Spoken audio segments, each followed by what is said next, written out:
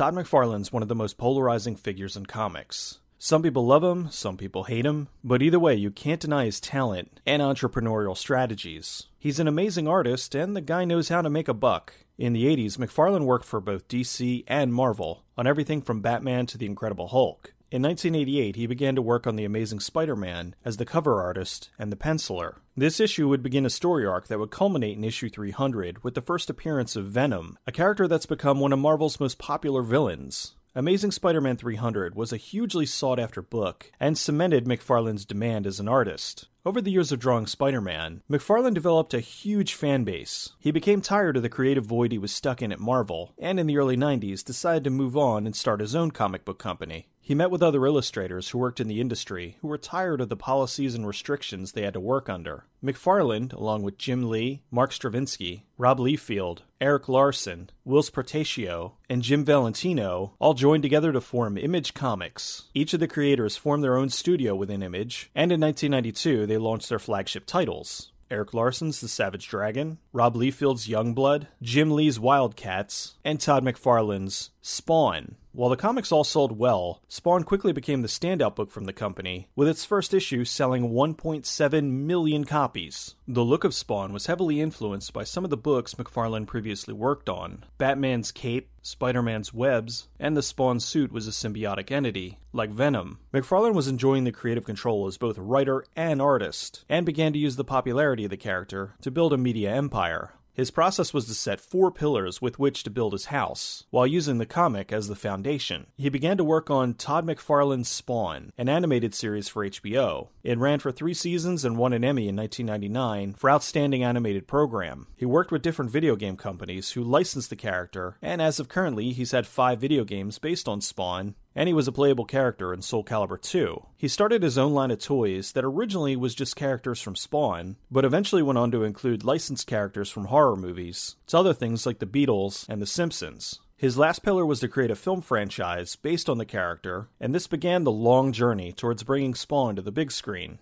McFarlane shopped the property around and eventually went with New Line Cinema since they agreed to allow him to have creative control, as well as the merchandising rights. When first asked what McFarlane would do if he was given full control of the movie and could make whatever he wanted, he said he'd take the money and make a hard R animated adaptation. Even though Spawn was a hot property, in 1993, comic book movies weren't being taken seriously, despite the massive success of comic book movies like Batman and Teenage Mutant Ninja Turtles. The studio gave the movie a $20 million budget and insisted it be rated PG-13. In a baffling decision, McFarlane agreed that the movie should be PG-13. They knew the film would be effects-heavy, so they brought in ex-Industrial Light and Magic artists Mark Dupe, Clint Goldman, and Steve Spaz Williams. The team had worked at ILM on major productions like The Abyss and Terminator 2, so their talents would mesh well with Spawn. Dupe was set to direct, while the others handled the effects supervision and second unit work. The character of Spawn was an anti-hero. He wasn't the first, but definitely the one whose popularity influenced a wave of dark comic book characters in the 90s and beyond. In the comics, Spawn was originally Al Simmons, an assassin for the CIA. He's double-crossed by Jason Wynn, the director of the CIA, who hired an agent named Chapel to kill him. Simmons goes to hell where he meets Malbolgia, the devil, and sells his soul in exchange to be able to see his wife one more time. The devil, of course, didn't tell him that he'd be sent back to Earth 5 years later as a Hellspawn. The movie changed a few things, some to condense the story, since they only had 90 minutes, and other things for various reasons. Simmons was still double-crossed by Wynn and sent to hell, but in the movie he's killed by Jessica Priest, a character that didn't exist in the comic at the time. They created Priest for the movie because Chapel, who killed Simmons in the book, was a creation of Rob Liefeld, and he wouldn't give the rights over for his use in the movie.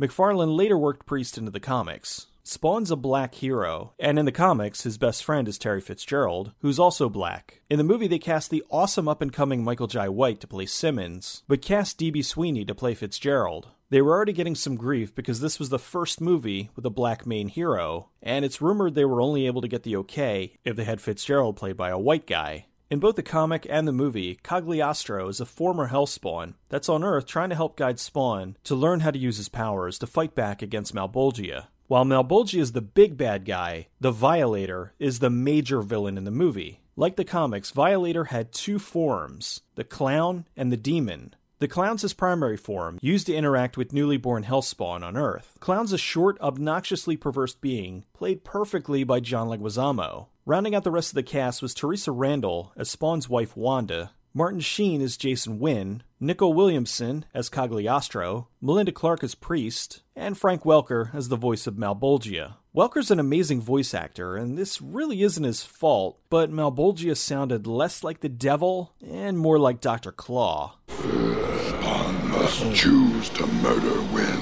and release the virus.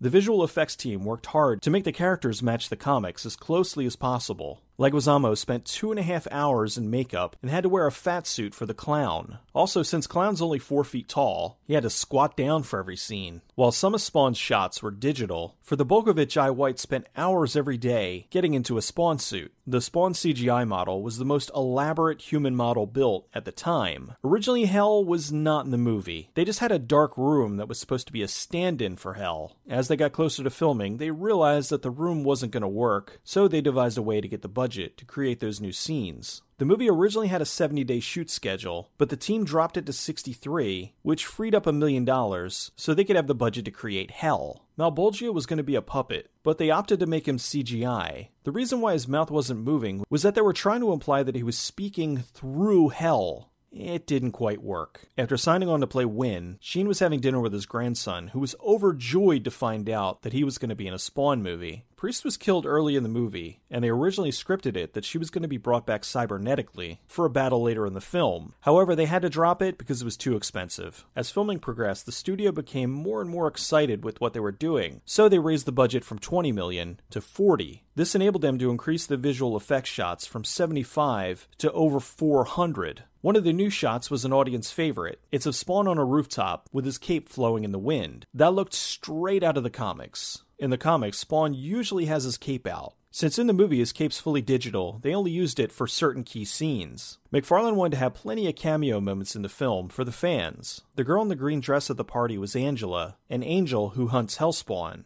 The newscasters were right out of the comics. Wanda's air freshener looks like the clown. Violator's one of the 5 Flabiak brothers. He references them in the movie, but intentionally calls one of them a vibrator. I'm not the vindicator, or the victimizer, or the vaporizer, or the vibrator. The transitions were done to emulate the comics. Towards the end, the officers arresting Wynn were Sam and Twitch, the cops chasing after Spawn in the comics. McFarlane himself played one of the bums, who almost gets killed by his own creation. The clown's transformation to his Violator form took 8 months to do, from storyboarding to modeling, and all the way to the final render. The Violator was done similarly to the dinosaurs of Jurassic Park. He was sometimes a giant animatronic model, and other times was CGI. When Simmons was set on fire, it was actually Michael Jai White, not a stunt double. The motorcycle covered in Spawn's cape was a practical effect that they enhanced with CGI to give it that pulsating glow, so somebody had to actually drive this thing. When Spawn's being chased by the truck, an accident happened, which caused the fence to swing out and hit the stuntman for real. This was not planned. Thankfully, he was a pro and only suffered minor injuries by crashing the bike. They had 2 major sets, the roof and the alley. The cathedral exterior was CGI, with the lead animator wearing the Spawn suit. The A6 exterior was the Greater Los Angeles prison. The Legions of Hell were one guy in the Spawn costume on a green screen. They had him do hundreds of different movements, and they just duplicated him all over the place. While the demon form of the Violator is not nearly as creepy as it is in the comics, Leguizamo's look and performance as the clown is perfect. His combination of references, mixed with dick and fart jokes, is exactly the way the clown was in the comic. Some of his dialogue was even partially lifted from the comics. I'm gonna cut you into 50 pieces and mail you to every state. The maggots on the pizza were really waxworms. Moth larvae much larger than maggots. And yes, Leguizamo ate them and promptly threw up. They had to shoot the scene twice. After filming and all the visual effects work was done, the real challenge began. They submitted the film for rating, and it came back with an R. They made some changes, and it still came back with an R. The ratings board had strange requests in order for it to get a PG-13 rating. It was understandable that there was no nudity or extreme violence, but since we had to see Simmons get killed, they wouldn't allow for anyone else in the movie to be seen getting shot. So none of the guards are seen getting shot, and Priest takes a fall instead of getting shot in the head. They were also not allowed to reference hell. A large portion of Clown's vulgarities had to be removed. Everything from his racing striped underwear to his sex joke with a donut. What does it remind you of, huh? They removed Simmons snapping a guy's neck, and the list goes on and on. It seemed like the ratings board had it out for the film, since they didn't like the evil angle. They weren't allowed to show long scenes in the cemetery, they couldn't show Spawn being crucified, and other nonsense. Finally, after 5 submissions and 220 changes, they got their PG-13 rating. I'll never understand their insistence to go PG-13 with this one. The comics were a hard R, the animation was a hard R, so why go soft on the theatrical film? Plus, this was back in the 90s when R wasn't a complete stigma. Face Off, Scream 2, Con Air, and Conspiracy Theory were all rated R, and all of them made well over $100 million. Spawn at $40 million was a pretty low risk, and it would have definitely made its money back. The movie opened against the R-rated Air Force One and came in second place with $19 million. It was being pushed as the special effects movie of the year, and while some of it doesn't look that great now, back then was a big deal. Many of the visuals were things that were never seen before, and it was pretty exciting. The movie would go on to gross $87 million worldwide, which is not exactly what they were hoping for. So McFarlane's fourth pillar never took hold. When the movie was released on DVD, they restored it to his original cut, which is still incredibly tame when compared to the book. I like the movie, but I admit it's heavily flawed. The visuals haven't aged well, and when compared to current comic book movies, it feels extremely dialed back. Watch this, and then the HBO series, to see just how much they had to hold back. The PG-13 rating watered it down so much, the Violator doesn't even kill anyone in the movie. In the comic, his introduction is heralded by him ripping out the hearts of a bunch of mafia guys.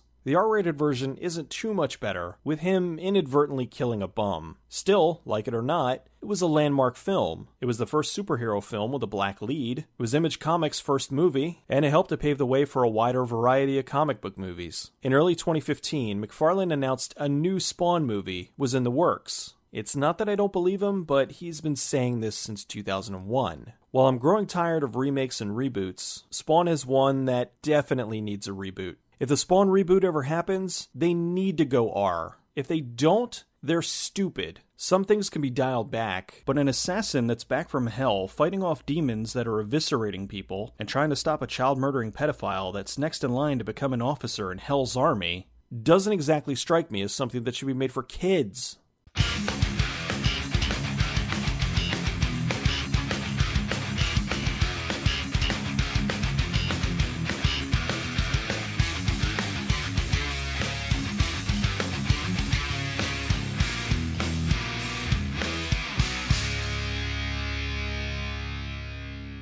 So you go, why am I here, God? Bazooka fight. Why am I here, God? Dinosaurs. Why am I here? Alien invasion.